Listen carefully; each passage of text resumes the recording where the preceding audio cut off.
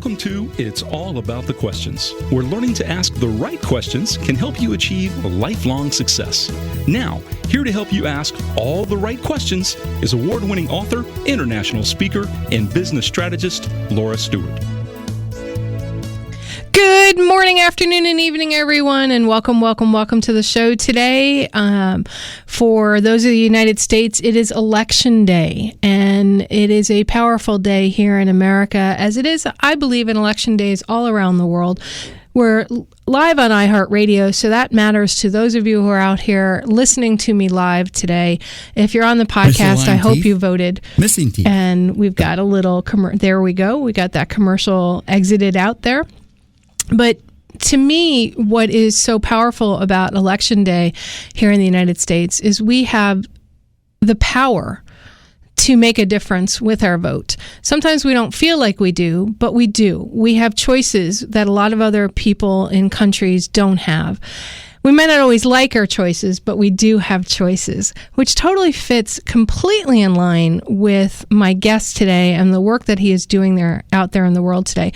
My guest today is Douglas, Douglas Vermeeren, and his latest book is Personal Power Mastery. And I have to tell you, I wasn't sure what I was going to get from the book. I just knew I wanted to interview him because I love the thread of the work that he does. And as I was reading it in prep for the show, I went, yes, I forgot about that. I needed to hear that again. I needed to hear it the way he wrote it. And he's just a really, really cool guy. And I love the work that he's doing out there in the world. He's produced and directed 3 of 10 leading personal development movies ever made with some of the top people you've ever heard of in the world. And he's written many books. He's been on news shows. He's been on TV. He's interviewed 400 of the world's business and motivational leaders to create his latest book. And I love the fact that he is sharing his wisdom with us on the show today. So, Douglas, welcome to the show. And I don't seem to have him, Mr. B. Are you there now? You gotcha. All right, you're there. Yay. Okay. Hey, you know, it's so cool that we start off with a couple little glitches because that means it's going to be an amazing show, right? The universe is trying to just get us ready for something great. But thank you for that kind introduction. That was really cool. I'm looking forward to this. Well, I'm so glad you were able to hear my introduction. It's so funny because a doctor's office tried to call me this morning just before the show, and she found me on my business line versus my other lines, and she goes, your cell phone's going to Fish and Wildlife and your home line just doesn't go anywhere. And I'm like, but people have been calling me all day. So the universe can sometimes throw us hiccups, and we think we're going in one way and they don't always work. And your book really seems to speak so much about that and how we respond to those hiccups. Well, I think probably even one of the first things that we need to acknowledge is that all top achievers are not perfectionists. They're improvisers. And we've got to understand that I think one of the biggest things that keeps most people from success is they haven't yet learned how to manage stress. We learn how to manage difficulty before we can learn how to handle, the positivity that life has for us to experience. So I think that that's a really important point that we recognize that there are going to be hiccups, but we're okay with that, right? We're okay. Yeah, and if we're not okay, we have to acknowledge we're not okay with it as well. And that's a big theme I got from your book as well, Doug, is that if you acknowledge where you're at, it's the first step to moving forward from it. Would that be a correct assumption? Yeah, well, I think the way to kind of explain that best is really even found in the title of the book, Personal Power Mastery. One of the mantras that we share at the event really explains it well, but that idea of being personally involved in your success, that personal power, that's really the beginning of all success. And the one thing that I notice is as I, have interviewed more than 400 of the world's top achievers to create this content and now been teaching it for several decades, whenever somebody comes in and wants to make a change in their life, whether it's, increased finances, better relationship, better health, lose weight, connection to self-worth, whatever, it all starts with this idea that if you own it, you can change it. And so you need to have that personal accountability and that personal responsibility first and foremost above all things in order to create the life that you want. What I've discovered coaching and consulting at some of the highest levels in corporations to just an individual needing some help, is that taking personal responsibility doesn't always seem to be, you think it's easy, right? Like, okay, acknowledge and respect it. But a lot of people have difficulty seeing what's really happening in their own life. How do you help somebody see what's really happening? Not what their perception is of what is happening, but what's really happening in their life or their business. Well, I think that's a really great question. I think aside from even helping somebody to really see what's happening, I think the first step is to really help them see also what they want. And I think that's a really big challenge for a lot of people is, because we've got so much coming at us in today's society, we often will think that we want what everybody else wants. In other words, we're shown things on social media and in the news and et cetera. And so it's very easy to adopt the values and others of other people rather than being authentic to what's important to us. In fact, one of the movies that I'd like to make here in the near future, I'd like to call it The Lost Message. And the reason why is because I believe right now a lot of our feelings of value and worth come from how many likes we get on Facebook, how many times people share our posts, if we're wearing the right things that the media is telling us to do, et cetera, et cetera. And I really think that this idea of authenticity is being lost. And I firmly believe that to start in the direction of any kind of achievement, you have to have clarity, first of all, on what's going to make us happy. It kind of reminds me of what Stephen Covey said in the book 7 Habits of Highly Effective People. He said that many people climb the ladder of success only to find it's leaning against the wrong wall. And so once we find out what we all right, really want, wait, I love that. Say that one more time. It's totally true. That many people climb the ladder of success only to find that it's leaning against the wrong wall. Oh. And I think that's totally true. Like, I guess another way to put it is you've probably heard that saying that the journey of 1,000 miles begins with a single footstep. Well, I'm going to say that that's also not true. I think the journey to where you want to go must begin with a single footstep in the right direction. And then you find it's not 1,000 footsteps after all. In fact, my experience with this work, and we've been doing this now for decades, is that most people, in fact, are far closer to what they want than they ever realize. The problem is they've never taken the time to distill what they want, so therefore they can't step towards it. And I'm going to suggest, one of the things we also share in the training is that a goal that is specific and clear becomes attainable and near. And we just need to take some time to figure out what that authentic success really looks like for us, right? Like, I think that's the beginning point. In your book, you ask a lot of questions. And my thing, obviously, with the name of the show being It's All About the Questions, in my book, What Would a Wise Woman Do? Questions to Ask Along the Way, everything I speak about is about shifting your perceptions by asking questions to get the answers you need versus the answers you want.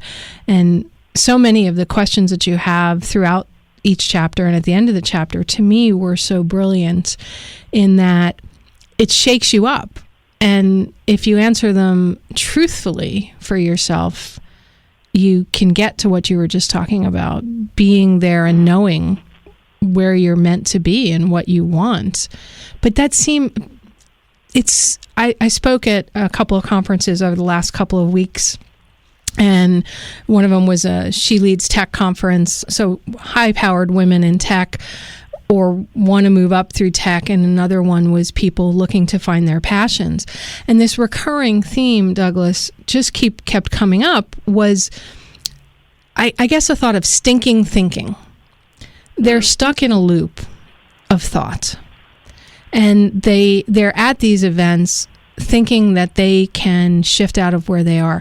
And in your book, I think my favorite thing, and it was really hard to pick out my favorite thing in your book because there were so many different things, was your idea of the quality of thought. The negative, neutral, positive, and other thinking. I'm not going to share the last one on it. I'll let you do that as we work through it. You know what? I really want us to get into that in depth, and I think we're about to go into a commercial break. So we're going to go into commercial break now, and when we come back, we're going to talk about quality of thought and how you define them, because positive thinking is not always the right thinking. I never would have thought of that. Well, it's misunderstood. It's misunderstood, for sure it is. Yeah, and I never would have thought of that that to me was transformational for me. All right, and we'll be right back after this commercial break as Mr. B takes us out to it. Cool. Okay, Douglas. We teased everybody with this whole idea of quality thought. So just launch into there and explain the 4 different kinds of thinking and why it's so important to understand them. Well, I think the best way to kind of proceed through that conversation is to start by pointing out a handful of years ago there was a study done on thought that most people have heard about, where they say that on the average day a person has between 60 and 70,000 thoughts a day. And that's, I guess totally true. It's hard to say. I think, quite frankly, it would have been hard to calculate that. Can you imagine a guy with that little clicker to count, 60,000? Like, how would you do this, right? So anyways, that to me raises some questions. But the one thing that I think is probably more valuable from that study than the actual number of thoughts that we have is they said, and this is the part that nobody really ever talks about in that same study, because people pass around the stat, but they've never read the study. In the study, they said that 80 to 90% of the thoughts that are included in that 60 to 70,000 are either negative or neutral. Now, most people know what negative thinking is. Okay, we all get that, or we think we get that, but most people haven't ever heard of this idea of something called neutral thinking. Let me maybe, the easiest way to explain this, obviously we've got listeners here, so they're going to have to use their imagination. If I had a flip chart, I'd draw it. But I want you to imagine, first of all, before we talk about thinking, let's use a similar principle to illustrate this. The principle of buoyancy. Now, buoyancy, we know, is the ability of something to float in water.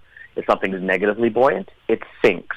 If something's positively buoyant, it floats to the top. If something is neutrally buoyant, that means it's neither at the top nor the bottom, but floating in the middle. If you're like a fish swimming kind of in between the bottom and the top, you're kind of neutrally buoyant at that point. You can control your buoyancy. Now, let's start with the negative thoughts, which are negatively buoyant, and they're going to be way at the bottom. They're going to be right among the dirt, the sand, the dust, and the coral, right at the bottom. Now, we know that negative thoughts, by definition, are really thoughts that are not empowering us, that are not expanding who we are, that are not leading to a better self. And to be quite frank, if people remain in this negative thinking pattern for a long enough time, things like depression can set in. In fact, in very extreme cases, it can start even to turn into suicidal thoughts or self-destructive behavior and so forth. That's the way that it manifests itself. So those are thoughts like, I'm not good enough, I can never get out of the situation I am, I deserve to be treated the way I am, those kind of thoughts. Yeah, that's a great example. In fact, one of the things that you said right there, too, that maybe we'll get into this later because this is a complex discussion here, but where you said, I can never get out of where I'm at. Like, even those self-defeating patterns, if you will, are demonstrated here. But, on another discussion, I want to chat a little bit more how to break those patterns, because that's important, too. We're definitely going to get to that in the amount of time we have, I hope. So we're just going to have to just run into this conversation. Yeah. So starting with thoughts, then, the thing that's interesting to notice about most people, and in fact, all people as humans do experience negative thinking. We all do. Even the most positive person in the world experiences negative thinking. The difference is that there are those who experience it habitually and in terms of patterns. And that's what really disables most people. So we've got to be careful that we don't spend the majority of our time thinking negatively. Now, the next level up from that, if we kind of are, again, looking in the water, so if we rise to that level of neutral, that's, again, something that's neither at the top or at the bottom. It's just kind of floating in the middle. We call that neutral thinking. Think of it as neutral buoyancy. But the only problem is that anything that is neutral eventually becomes negative. In other words, if you look in the water, something that's floating in the middle, like a stick or something, eventually it will sink to the bottom. And if we think about that, that's true in our daily lives too. If there's things that we're sort of on automatic pilot, people who do the same job every day, they wake up at the same time, drive the same route, get to the same job, do the same things, come home, watch a little TV, go to bed, repeat. It's not fulfilling, and it will eventually lead to greater negative thinking. And one of the biggest challenges is, in psychology, they call that neutral thinking ritual tendencies. The common man calls it habits. These are the habits that we get into. If we really don't think about what's happening in neutral, it really has a tendency to overtake our life and really steal time away from us. So it's kind of challenging. The next level up is what we call positive thinking. And positive thinking is actually very misunderstood. In fact, a lot of people will quote books by people like Dr. Norman Vincent Peale, or they'll talk about that in pop culture, but the truth of the matter is nobody's really read his books. If they read it, they would understand that he's not really talking about this kind of positive thinking. He's talking about the next one that we're going to talk about in a minute. He was a very empowering person, very motivational, and he really understood the importance of real, true positive thinking. But most people don't understand positive thinking in the context that it's given in our society. Okay, Now, so most people think of positive thinking as finding the bright side of something. Well, let's talk about that for a second. So here, if we look at it again, comparing it to buoyancy in water, positive buoyancy is something that floats at the top of the water, but it is still in the water. It's surrounded by water, and it's affected by what it's surrounded by. So just like you're saying there, this is kind of what we want to talk about, is that a person who is, quote-unquote, a positive thinker in today's society actually is always still reactive and responsive to what's going on around them, like the water. So in other words, they miss the bus. They say, oh, shoot, I missed the bus, but let's look on the bright side, right? And then they paint a positive picture of it. Or maybe they're going through a divorce and they say, oh, man, this relationship failed, but let's look on the bright side. There's more fish in the sea or whatever. Or I'm going through a bankruptcy. Let's look on the bright side. And so there's still a victim in this scenario. And the thing that's kind of interesting is if we look carefully in our relationships around us, it's not long till we recognize people that actually find their value in creating drama and escaping drama, or living within drama, and they feel like they're a hero because they can escape by the skin of their teeth. Something's always going wrong, but somehow they make it, and they find value in that. And, sometimes these people, I hate to say it, but they create drama just so they can have something to escape from. And these are people that we hear that are self-sabotaging, or people that are, often contentious with those around them. They stir up crap just to be able to demonstrate that they have power there. And that's totally incorrect, and it still is a very strong victim mentality. Now, the thinking that's above that, which is the one that Norman Vincent Peale talked about, Stephen Covey talks about it massively in his book, many of the other success gurus do talk about this, and of course, as we went out and did the interviews with the 400 of the world's top achievers, this is the kind of thinking that they exhibit, and it's the kind that you're going to have to exhibit if you want to be successful as well. It's called proactive or empowered thinking, and that's actually above the water. It's not surrounded by the water, so to speak. And so it's thinking that is independent of external circumstances. That means that if you want to create success, let's say it's in a business, you're not going to say, oh, the marketplace isn't just right. You don't care about the marketplace. You're creating your own destiny.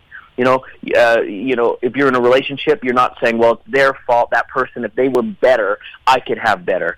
That's not true. In fact, one of the big things that I want to just kind of right now, I guess, beat down as a thought that's out there. Okay. A lot of the gurus that are out there today teaching success are totally incorrect, and they're in error, and they're leading people down a lot of false paths. A lot of these gurus.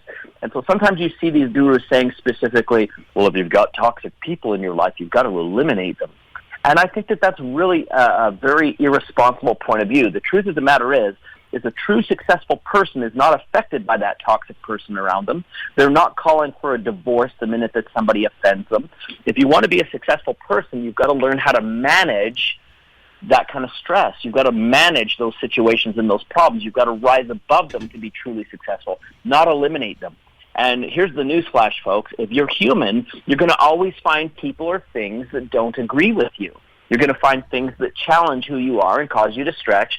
And it's not about getting your way. And if somebody, tells you that you maybe need to make changes or you need to do something better, the most successful person actually listens to those things, doesn't always absorb them as what they need to do, but they are open to understanding. They're open to learning, and they're open to teaching. And so this idea of you need to get rid of all these toxic elements around you, it's not fair. What we need to do instead of eliminating those is we need to learn how to manage them and rise above them. And that's not saying that if somebody is physically abusing you or something like that, that's a different level. You're not. That's a different level. Okay, I just want to make sure we're clear about that. Yep. And there's certain behavior, of course, that we don't tolerate. There's certain behavior that we don't tolerate. But what I'm saying is that too many of these gurus say, well, if you don't get along with someone, you need to eliminate them from your life. And that, to me, is a very immature, irresponsible point of view. Right. They're there, and you can put them aside so that they don't impact you or whatever, but there's some lesson in it that can help you move past it and beyond it. Like, how are they triggering you? Okay. Daniel Burrus was on my show. I don't know if you're familiar with Daniel Burrus. Yep. And I like to think of your empowered or proactive thinking like he does with anticipatory thinking, where you're not worrying about everything else that's going on. You're sitting out there going, here's what's next. I'm seeing this. We've even got a different way of looking at that I think is even more powerful. If you think about it, there's a continuum, like a line, what I call the continuum of willingness. At one end, you've got people that, you give them a task and they do it grudgingly and they hold back and they won't give their best self. Now, at that end of the continuum, there's less of everything. There's less money, there's less opportunity, less freedom, less everything. People who hold back like that are very scarcity-minded. But on the other end of the continuum, you've got what we call going the extra mile, like all the way up there. You've got people who start going the extra mile by, in other words, the immediate task that they do well, they do it with excellence. These are people that are always sought out to do these activities. All right, and hold that thought. We're going to tease everybody because the national news is going to interrupt us in just a few seconds. So we'll be back with more from Douglas Vermeeren, author of Personal Power Mastery. Welcome back, everyone. If you're just joining us live on iHeartRadio, welcome to the show. I'm here with Douglas Vermeeren, author of Personal Power Mastery. He's interviewed over 400 top achievers from all walks of life and business to find out what does personal power mastery mean to them and what they can do with it. The content to me was really life-changing just on a few things that we talked about before the break. We talked about negative thinking and neutral thinking and positive thinking. And positive thinking, everybody, is not what you think. So if you're just joining us live, go back and listen to the podcast on it'sallaboutthequestions.com. It'll be up in a couple of days. If you're on the podcast, we're just going to continue with our thought. And Douglas, before the break, you were talking about this continuum of willingness and at the other end of the spectrum, going the extra mile. Let's finish that thought. Yeah, thank you. And, going the extra mile, actually, there's I think, 3 stages to that. The first one is really the quality of work that we have to do, So we've got people who, and hopefully you're one of them as a listener here, who whenever they're given a task, they do it with excellence. And people always come to them because they know it's going to be a job well done. That's a very, very far extreme at the continuum of willingness. These are people who do things with excellence. Now, obviously, at this extreme on that side, we see more money, more opportunity, more, freedom that comes, all kinds of blessings that come in abundance. Now, there are several levels even beyond that. Now, as we know, we've heard the phrase going the extra mile. So that means once the job is completed with excellence, these people keep going once everyone stops. And again, there's greater recognition there. That's where people get promoted. That's where people receive, always the opportunities that other people are missing. But there's even one further than that. And you kind of talked about what Dan Burrus has talked about anticipating. We actually, in our training, call it the pre-extra mile. And that's people who do things even without being asked. They anticipate the needs of those that they're serving. In fact, here's a quick little experiment for your audience to try out. If you're in the audience and you're listening and you're married, this is a great tool for you. Husbands, listen up. Get out there and pre-anticipate the things that your wife is looking for. In other words, do the laundry before she asks or do the dishes before she asks. And this idea of all the rewards being at that end, you will experience that in real time. Now, like I said, all the abundance of opportunity, time, resources, money, everything is there, but you husbands will notice immediately that you will experience rewards if you start doing things without being asked. Wow, let's see if we can create a revolution here, right? Well, I'm laughing because I'm twice divorced. Oh, I see. And was that one of the causes that you needed to just ask too much for him to do what was required? Well, it's like what you were talking about. And there was even a movie with Jennifer Aniston in it where she said, I want you to want to do it without me having to ask you to do it. It's part of being married is being this team, and it shouldn't all be one-sided. If you see something broken, you shouldn't wait for me to say, can you go fix it? Yeah. If you see that the door is broken, fix it, or say I'm arranging to have it fixed. So that's a really beautiful concept about what you were just talking about, which leads me to this other thought that I had, where you talk about perception is a choice. Mm-hmm. And this show, and one of the reasons I created this show, was to put people in front of my listeners that are in my life in some way, that get brought into my life, that help me shift my perceptions so that I can make better choices. And I can make different choices than I might have made without the thoughts that person or those questions are asking. And why is perception a choice? Because I know a lot of my listeners really don't understand that concept. Well, I think even starting with a simpler concept to answer that question is better, and that is the idea around choice. Let me maybe share something that was kind of cool for me, a big aha. As you know, I went out and I interviewed more than 400 of the world's top achievers. We're talking world-class business leaders, people who've created multi-million and billion-dollar brands. I interviewed, award-winning celebrities and athletes, people who'd won medals and all these kinds of things. But one of my favorite interviews was with someone that we often don't think about when it comes to creating success and creating change.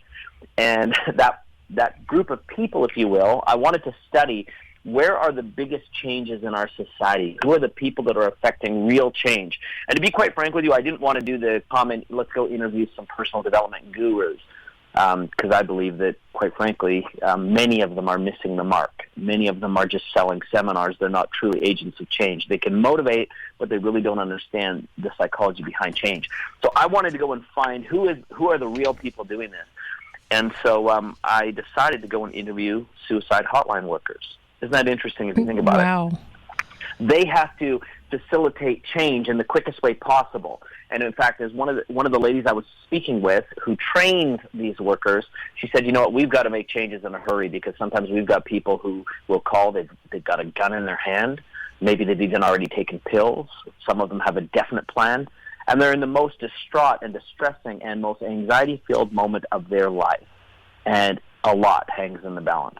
And so I thought that this is like an incredible place to study. Let's study change, because these guys, inside of a quick phone call, need to take someone to a point of despair to a point of hope.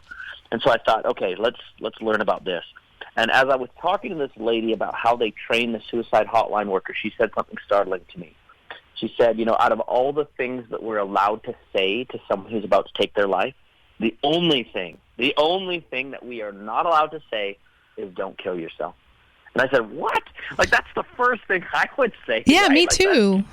This is crazy. And I said, okay, you got to explain this to me. Help me understand. Why do we not say that? And she says, well, the reason why is when people call in, the reason they're feeling in such a state of despair is because they feel like they don't have a choice. They feel like they're cornered. They feel like this is the only option. And by us telling them what to do, we're not helping them to see that they have options. We're just, like everything else in their life, and we've taken away their freedom, and we've told them what they need to do and where they need to be and how they need to live.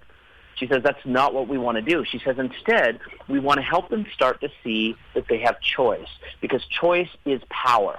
So, and that's a big saying there, or that's a big key right there. Choice is power. I'm going to explain what that means in a second a little bit better. But she said what we do, instead of telling them what to do, is we say, you have a choice.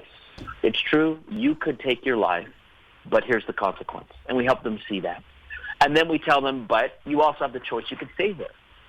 And here's the consequences of what that looks like. And you also have the choice that you could call someone and get help, which is exactly what you're doing now. Congratulations.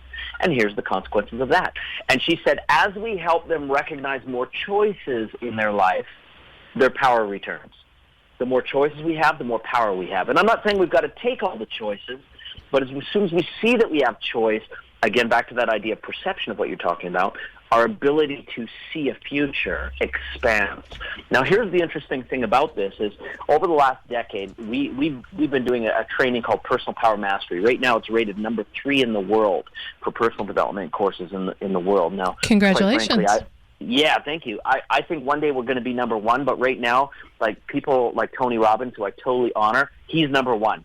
And rightfully so. He's got a powerful program. So right now we're number 3. Guys like Tony are number 1. But one day we'll get there. One day we will get there. But here's the deal: is in our training, we have seen a lot of people come through who've been in some very difficult circumstances, whether it's foreclosure, bankruptcy, on the verge of suicide, people that have been diagnosed with terminal illness, people who have lost a loved one, including children, people who've been through some terrible, terrible things. And sometimes they're often paralyzed by the experience of whatever that terrible thing has been. And we've noticed that as they've learned and implemented this idea of developing choices for themselves and recognizing choices, that their power has returned. In fact, we recently had a lady, this was about 7 or 8 months ago, she had lost her husband in combat in the Middle East. And she was devastated, and she was very much in a depressive state. In fact, with her kids, she ended up having to move in with her parents, and she kind of locked herself in a bedroom while her parents just took over the duty of raising her kids. And her depression was spiraling. She was now having suicidal thoughts, definitely problems with self-worth, etc. Well, somebody bought her a ticket to come and join us at one of our Personal Power Mastery events. And while there, she was taught this principle of choice. And almost like a light switch flicking on as she began to do the exercises to recognize that she had choices in her life, life began to return to her. And she began to develop new strategies and new ideas around what she wanted to be and who she wanted to be, not only for her children and her family, but for other people who had been through similar circumstances as her. In other words, widows who had lost their husbands, or parents who had lost their children, or others who were now experiencing the same thing she did, and now she's turned into a massive powerhouse. Okay, so you mentioned that you taught a technique, and you talk about it in the book as well. And I highly encourage everybody, because we can't, in the time limits of my radio show, share everything. But the book is Personal Power Mastery, Douglas Vermeeren. Can you please share 1 or 2 things that you know what, we're going to go to our last commercial break, which is 1 minute long. And then when you come back, you can share, please, something that people can do right now to help them see that they have choices they didn't see before. We'll be right back after 1 minute of commercial break. Okay, Douglas, so you teased us. Now share some ways that people can, my listeners, because this is a big problem for a lot of people out there, even the people that don't think it's a problem for them, that they have choices. So what are some things they can do to begin seeing that they have choice? Well, I think the first thing we also need to recognize, still going even to this idea of choice, is the importance of choice. But it's not just the choice. Like, choice is only a partial answer. Let me explain what I mean. You've heard that people have said happiness is a choice, right? Like, we hear that quite regularly. The truth of the matter is that's not actually true. Again, I keep changing all these ideas that a lot of, personal development pop culture is teaching. That's why everybody needs to read your book. Well, and we need to be realistic. Like, a lot of the stuff we've been told is absolutely not true. In fact, it's kind of funny, before we sort of get into that answer, one of the things that was kind of told to me that by another radio host that I thought was absolutely brilliant and true. She says, when The Secret came out, everybody became a law of attraction coach. Half these people had never heard of it before. What happened? And they say people go see Tony Robbins, they come out, and all of a sudden they're a life or business coach, and they've never had any experience doing life or business coaching. So it's like they're teaching someone else's materials. So you're getting a photocopy of a photocopy of a photocopy of someone else's clone of a clone of a clone. And that's why it's not working for you. Right? So since the days of Napoleon Hill, no one's done this research like we have into 400 of the world's top achievers. And a lawyer that we had come recently to our event pointed out that, my goodness, put this in perspective. If I had 1 witness to establish the truth, that's quite a bit, right? Or even 3 witnesses or a dozen witnesses. Says, you've gone out and you've researched 400 of the world's top achievers. You've got an indisputable view of what success is and how it's achieved. So this stuff is the legit stuff. This is the stuff that's going to change your life. I want to make sure that you get something in before the end of the show. So just move my listeners forward a little bit. Yeah, so let's get on here to this idea of what happiness and success really is. It's not a choice. It's actually a choice and a consequence. So the true definition of happiness or success is that you are finding peace with the choices that you make and the consequences that follow. So happiness isn't just a choice. Happiness is a choice with consequence. And if we can just maybe give one little key when it comes to creating better choices, You can always look at the negative choices that we've made in our life. Generally, most of them are attached to the principle of immediate gratification, right? The choices that will provide you the most happiness are generally not impulse choices. They are choices that are in harmony with our highest values, and they're choices that are going to give us the best consequences over the long term. So in other words, if you're doing something just for an immediate, let's have fun, or this is immediately gratifying, you go to buy the new pair of shoes, or you quickly get involved in the wrong kind of relationship, or oftentimes those are the situations that have the most regret attached to them. So when we're making choices, the first thing that I'm going to invite the listeners to do is to really start thinking about what the consequences are going to be. Back to that quote from Stephen Covey, don't climb the ladder of success to find that it's leaning against the wrong wall. Make that decision ahead of time, what you want your life to look like. And then when you're listing choices that you have, when you're stuck in this corner and you've decided that you're going to start exploring your choices, you can measure those choices against the true values that you have, the true goals that you have. And don't worry so much about, pleasing other people like we talk about in society. In fact, your greatest passion and purpose isn't so much even what you love, it's what overlaps with those that you love. So in other words, how can you build your passion and purpose to associate with those that you care about most, right? And you'll find, because we're humans, we always want to have that connection with other people. So part of our success is, how do we create legacy? How to create relationships that are long-lasting? And how do we stay connected to those that mean the most to us? So it's very important that we take a look at those kind of issues when we're answering this idea around choice. So if somebody can't see any choices for themselves, are you saying that it's because they don't have a bigger picture for themselves as to what they really want? Over the last, decade and a half of working with people around the world, I've never met anybody who's not been able to find choice. Okay. But some people feel that they can't. They feel that way, and here's the deal, is they often eliminate themselves from the game of finding choices. In other words, they either turn lazy, fearful, doubtful, or simply aren't prepared to do the work. We all have choices that we can take, everyone. And I've seen some people in some pretty difficult circumstances. I'm not, looking to get all dramatic here, but we've even seen people who've been involved in the sex trade, who've had people who have been, how should we say, owned them, right? They were literally slaves to these people, and they found choices and ways to escape. And so I'm here to tell you that even those in the most abusive and hopeless situations can still find the power of choice come into their life. And as we take ownership of those choices, we can expand our power. Now, I'm not saying that we immediately will have all the freedom and all the delight and all the benefit and the wonderful things flow immediately to our life. Some things do take time to develop, and sometimes it's just baby steps with new choices and bigger choices to be able to put ourselves, how do we say this, into the sunshine, right?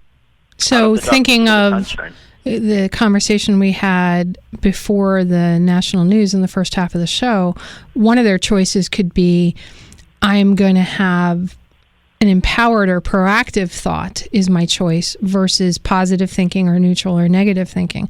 That's a choice, is that my next thought, okay, if I see it's a positive thinking of, oh, I missed the train, but this is going to be there, instead go, what would be the empowered or proactive thinking? Well, let me share even the beginning. I think for some people, it's as simple as just having a choice on how you're going to see yourself. Beautiful. Right? Okay. Because I believe, here's the one thing that I think is the beginning of everything. And if we had more time, we could kind of talk about this. Our habits and, everything from the way that we pursue our spirituality, our health, our relationships, our abundance, all these kind of things. All of that is a reflection of how we see ourselves. And if we don't start by seeing ourselves on a more powerful level, nothing else more powerful will come. Let me put it this way. The universe is an echo chamber. And how we approach it, whether it's with hesitation, with doubt, with fear, with disbelief, with, a negative spirit or a scarcity spirit, that's exactly what's going to come back in every circumstance. However, if we begin to see it as something that's supportive to us, and we believe in ourselves, and we believe that we're worthy and worthwhile, we will start to develop a confidence that will allow us to take stronger actions. And so it really all begins with how we see ourselves. That's the first set of choices that we need to make. And I think I love that. Why most most people don't is because they get into those negative patterns and they have somehow found value in being critical of themselves. It's not the correct pattern, but at one point they have found value by being hard on themselves, and they've built that now as a habitual, consistent thing that they do. So that's the first choice that needs to change. And for everybody listening out there, I would say to you, stop what you're doing. If you're driving your car, don't just stop randomly, okay? I don't want you to stop driving your car or stop paying attention. And I always have to remember that there are people out there driving their cars. But, maybe as you're driving your car, you need to be thinking, where am I going? Well, fair enough. And I think that's with every aspect in life. I think, again, too many of us are on autopilot.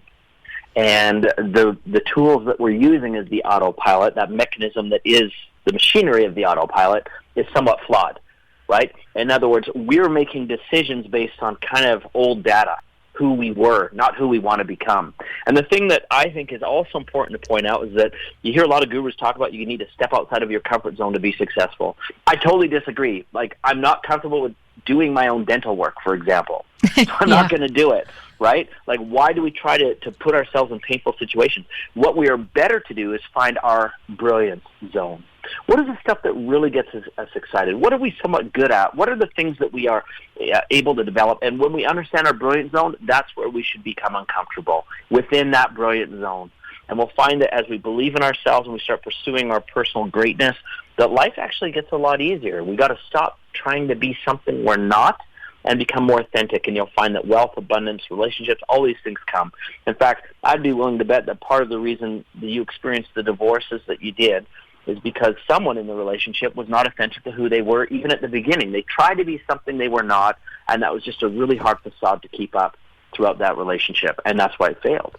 Absolutely. And I think a lot of people experience that same thing with all aspects of their life. They're not authentic, and therefore they can't keep it up. I agree with you 100%. And I even talk about the first divorce very authentically in my book. And the second one, that's for another book, but I've spoken about it very openly on the air with everybody. Douglas, I want to make sure people, because we're almost at the end of the show, how do they reach out to you? How do they get your book? Well, I think probably the coolest thing is I want to give you guys some tools for free that you can use. Obviously, if you get our vibe, you'll become our tribe. So come try us out. The best way to do that is on Facebook. We've got a free group called Personal Power Mastery, and we've got all kinds of cool tools that are there. I also sometimes bring on some of the world's top achievers, and they share firsthand their experience. In fact, after this interview, I'll be doing an interview with Brian Smith, the founder of UGG Boots, and he'll be sharing some of his ideas around success, which is really cool. So come join us at Personal Power Mastery on Facebook. It's a free group. And then if you'd like to grab the book, obviously some of the places like Barnes & Noble, Amazon, you just Google Personal Power Mastery, and you'll see there's quite a few sites that are sharing it. It's soon becoming one of the top books in personal development. In fact, Joe Vitale, who you know from The Secret, said that it's destined to become a classic right alongside people like Think and Grow Rich, Awaken the Giant, and other massive books. So this is definitely one you want to pick up. Perfect. I love that. And my copy's dog-eared. I think it's a great book, and I really want to thank you so much for being on the show with me today. I may have to have you back on to do some more thought thinking. Oh, I'd love to do it, and I appreciate you having me. That was great. So everybody, remember, for me, questions really shift my perception, and the stuff we talked about with Doug today really can help you do that. And inside his book, he poses a lot of questions that I think are beautiful, because remember, the right questions can change your life. So what are you asking yourself today? Have a great day, everyone. Hug someone you love and read a really good book. You've been listening to It's All About the Questions, starring Laura Stewart. Connect with Laura at it'sallaboutthequestions.com and download a free workbook that will help you ask better questions starting today.